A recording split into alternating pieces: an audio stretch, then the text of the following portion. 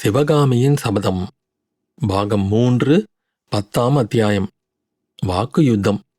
மந்திரி மண்டலத்தாரின் ஒருமுகமான அபிப்பிராயத்தை முதன் மந்திரி சாரங்கதேவ பட்டர் கூறி முடித்ததும் மகேந்திர சக்கரவர்த்தி சபையோரை ஒரு தடவை சுற்றி வளைத்து பார்த்தார்.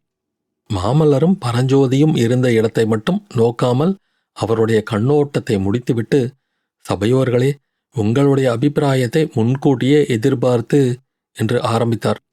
சிங்காசனத்தில் நிலைத்து உட்கார முடியாமல் தத்தளித்துக் கொண்டிருந்த மாமல்லர் அப்போது துள்ளி எழுந்து, பல்லவேந்திரா, சாதுக்களும் சமாதான பிரியர்களும் ராஜதந்திரிகளும் தீர்க்கதரிசிகளும் வீற்றிருக்கும் இந்த மகா சபையில் அடியேனும் ஒரு வார்த்தை சொல்லலாமா என்று கேட்டார். அவருடைய ஒவ்வொரு வார்த்தையும் சீறலுடன் நெருப்பை கக்கிக் கொண்டு வரும் அக்னியாஸ்திரத்தைப் போல் அந்த சபையில் இருந்தவர்களின் செவியில் பாய்ந்தது. மாமல்லருடைய அக்னியாஸ்திரங்களை மகேந்திரர் வருணாஸ்திரத்தை பிரயோகித்து அடக்க முயன்றார். மாமல்லா, இதென்ன இப்படி கேட்கிறாய்? பல்லவ சாம்ராஜ்யத்தின் சிம்மாசனத்துக்கு உரிமை பூண்ட குமார சக்கரவர்த்தி அல்லவா நீ? சாம்ராஜ்யத்தின் மந்திராலோசனை சபையில் கலந்து கொள்ள உனக்கு இல்லாத பாத்தியதை வேறு யாருக்கு உண்டு? உன் மனத்தில் தோன்றுகிறது என்னவோ அதை தாராளமாகச் சொல். ஆனால் நான் உன்னுடைய தந்தையாகையாலும் இச்சபையில் உள்ளவர்களெல்லாம் வயதிலும் அனுபவத்திலும் முதிர்ந்த பெரியோர்களாதலாலும் எங்களையெல்லாம் அவமதித்து பேசும் உரிமையை நீ கோரமாட்டாய் என்று கருதுகிறேன். அப்போது சபையில் ஏற்பட்ட குறுநகைப்பின் ஒலி மாமல்லர் காதில் விழவும் அவர் தம் கண்களில் தீ எழுமாறு சபையை சுற்றி பார்த்துவிட்டு தந்தையை இடைமறித்து கூறினார். தந்தையே, தங்களையாவது இங்குள்ள பெரியவர்களையாவது அவமதிக்கும் எண்ணம் எனக்கு கொஞ்சங்கூட இல்லை.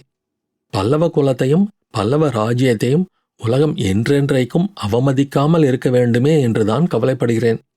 வாழையடி வாழையாக தொண்டைமான் இளந்திரையன் காலத்திலிருந்து வந்த வீர பல்லவ குலத்தின் பெருமையை குறித்து தாங்கள் அடிக்கடி சொல்லியிருக்கிறீர்கள். பல்லவ குலத்தைச் சேர்ந்தவர்கள் யாராவது இதற்கு முன்னால் இவ்விதமெல்லாம் செய்ததுண்டா? பகைவர்களின் படைகளுக்கு பயந்து கோட்டைக்குள்ளே ஒளிந்து கொண்டதுண்டா? போர்க்களத்தில் எதிரியின் படைகளுக்கு புறங்காட்டி பின்வாங்கி வந்ததுண்டா? கடைசியாக இப்போது பல்லவ நாட்டுக்குள் படையெடுத்து வர துணிந்த பாதகனுடன் சமாதானம் செய்து கொள்ளப் போவதாக சொல்லுகிறீர்கள். பல்லவேந்திரா, கொஞ்சம் யோசித்து பாருங்கள். நாளைக்கு உலகிலெல்லாம் என்ன பேச்சு ஏற்படும்? வாதாபி சக்கரவர்த்தி படையெடுத்து வந்தபோது பல்லவ சக்கரவர்த்தி பயந்து கோட்டைக்குள் புகுந்து கொண்டார். கடைசியில் சரணாகதி அடைந்து சமாதானம் செய்து கொண்டார் என்றுதானே உலகத்தார் சொல்வார்கள். புலிகேசி சமாதானத்தை வேண்டி தூது அனுப்பினான் என்று ஒருவரும் சொல்ல மாட்டார்கள். பாண்டியனும் சோழனும் சேரனும் களப்பாளனும் பல்லவர்களை பார்த்து நகையாடுவார்கள். புள்ளலூரில் புறங்காட்டி ஓடிய கங்க நாட்டான் மறுபடியும் துள்ளி எழுவான். உலகம் உள்ள வரைக்கும் பல்லவ குலத்துக்கு ஏற்பட்ட இந்த பழி மறையாது. இப்படி மாமல்லர் கேட்போரின் மான உணர்ச்சியை தூண்டும் வீரமுள்ள வார்த்தைகளை பேசிக்கொண்டு வந்தபோது சபையிலே கலகலப்பு ஏற்பட்டது. மாமல்லருடைய வார்த்தைகளில் உண்மை இருக்கிறது என்பதை ஆமோதித்து ஒருவரோடொருவர் கசமுசவென்று பேசிக்கொண்டார்கள். இந்த நிலைமையை தமது கூரிய கழுகு கண்களின் ஓரப்பார்வையினால் தெரிந்து கொண்ட மகேந்திர சக்கரவர்த்தி மாமல்லருடைய பேச்சில் நடுவே குறுக்கிட்டார். மகனே, உலகம் நீ நினைப்பது போல் அவ்வளவு பைத்தியக்கார உலகமல்ல. மனிதர்கள் எல்லோரும் அவ்வளவு முட்டாள்களும் அல்ல. அப்படியே இருந்த போதிலும் அதற்காக நானும் மூடத்தனமான காரியத்தை செய்ய முடியாது. அவசியமில்லாத போது யுத்தம் நடத்த முடியாது. லட்சக்கணக்கான வீரர்களின் உயிரை வீண் வீம்புக்காக பலி கொடுக்க முடியாது. காரணமில்லாமல் நாட்டின் பிரஜைகளை சொல்ல முடியாத கஷ்டங்களுக்கு உள்ளாக்க முடியாது. மாமல்லா, இந்த பல்லவ சிம்மாசனத்தில் நான் ஏறிய பொழுது, இந்த மணிமகுடம் என் தலையில் சூடப்பட்ட அன்று, இச்செங்கோலை முதலாக என்னுடைய கரத்தில் ஏந்திய உடனே இந்த நாட்டு மக்களின் உயிரையும் உடைமையையும் பாதுகாப்பேன், அவர்களுக்கு கஷ்டம் எதுவும் வராமல் தடுப்பேன் என்று நாடறிய சபதம் செய்தேன். வெறும் வீம்புக்காகவோ உலகத்தில் மூடர்கள் ஏதேனும் சொல்லுவார்களே என்பதற்காகவோ அந்த சபதத்தை நான் கைவிட முடியாது என்று கம்பீரமான குரலில் தலை நிமிர்ந்து கூறினார். ஆனால் மாமல்லருடைய அம்பரா தூணியில் இன்னும் சில பானங்கள் மிச்சமிருந்தன.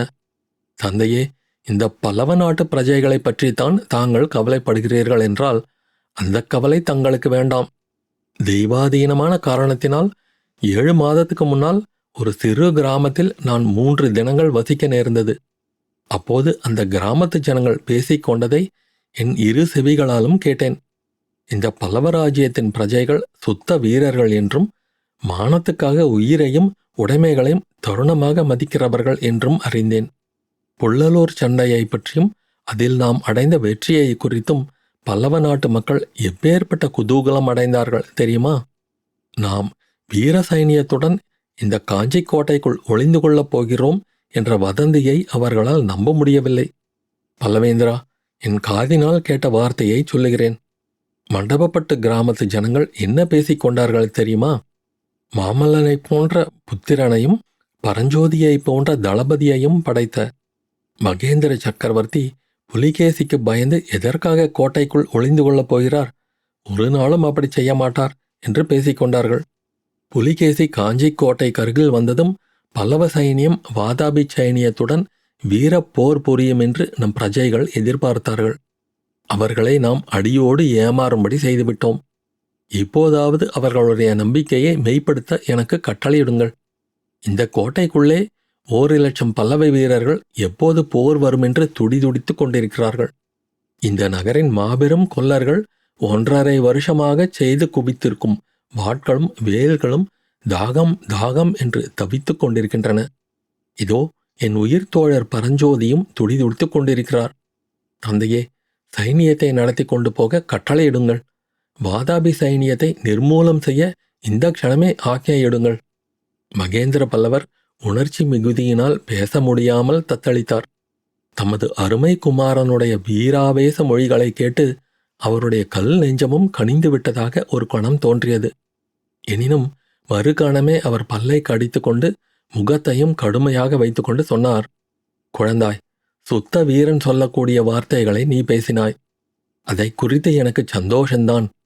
ஆனாலும் உன் யோசனையை நான் ஒப்புக்கொள்வதற்கில்லை. பல்லவ நாட்டு வீர குடிமக்களின் அபிப்பிராயத்தை பற்றி சொன்னாய். அதை பற்றியும் எனக்கு மகிழ்ச்சியே. ஆனால் பிரஜைகளின் அபிப்பிராயம் எப்போதும் சரியான அபிப்பிராயமாய் இராது. முன் யோசனையின்றி உணர்ச்சி வேகத்தினால் பிரஜைகள் சொல்லும் பேச்சை கேட்டு அது காரணமாக இந்த நாட்டு மக்களுக்கும் அவர்களுடைய வருங்கால சந்ததிகளுக்கும் எல்லையற்ற கஷ்ட நஷ்டங்களை நான் உண்டாக்கப் போவதில்லை. இவ்விதம் மாமல்லரை பார்த்து சொன்னவர் சபையோரின் பக்கம் திரும்பி, சபையோர்களே, உங்களுடைய சம்மதத்தை எதிர்பார்த்து நான் வாதாபி சக்கரவர்த்திக்கு முன்னமேயே மறுமொழி அனுப்பிவிட்டேன்.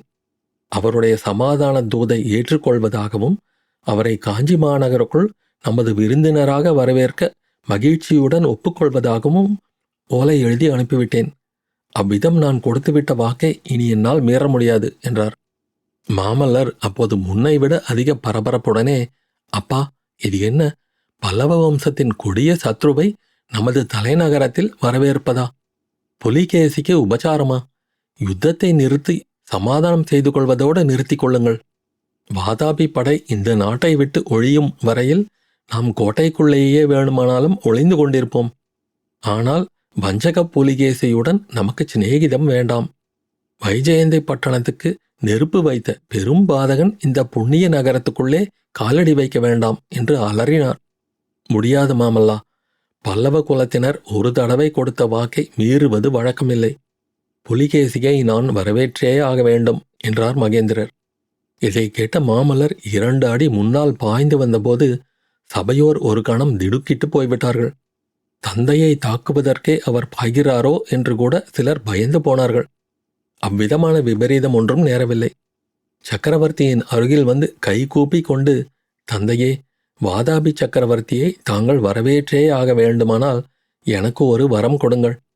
புலிகேசியும் நானும் ஏக காலத்தில் இந்த நகருக்குள்ளே இருக்க முடியாது. புலிகேசி உள்ளே வரும்போது நான் வெளியே போய்விடுவதற்கு அனுமதி கொடுங்கள் என்றார் மாமல்லர். நானும் அப்படித்தான் யோசித்து வைத்திருக்கிறேன் குமாரா. வாதாபி சக்கரவர்த்தி வரும்போது உன்னை வெளியே அனுப்பி விடுவதாகத்தான் உத்தேசித்திருக்கிறேன். அதற்கு வேறோர் அவசியமும் ஏற்பட்டிருக்கிறது என்றார் சக்கரவர்த்தி.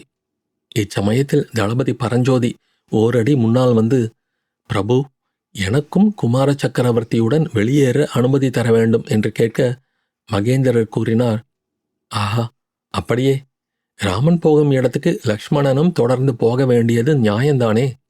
நீங்கள் இருவரும் நம் சைனியத்திலே சிறந்த 30,000 வீரர்களை பொறுக்கிக் கொண்டு ஆயத்தமாகுங்கள். வடநாட்டுச் சளுக்க சைனியம் படையெடுத்த சமயம் பார்த்து கோழைத்தனமாகவும் திருட்டுத்தனமாகவும் பல்லவ ராஜ்யத்துக்குள் பிரவேசித்த தென்பாண்டிய நாட்டானுக்கு அவசியம் ஒரு பாடம் கற்பிக்க வேண்டும். சீக்கிரமாகவே புறப்பட ஆயத்தமாகுங்கள். சக்கரவர்த்தியின் கடைசி மொழிகள் மாமல்லருடைய கோபத்தை தணித்து ஓரளவு உற்சாகத்தை அளித்ததோடு மந்திரி மண்டலத்தாரே ஒரே ஆச்சரிய கடலில் ஆழ்த்திவிட்டன. அத்தியாயம் முடிவு.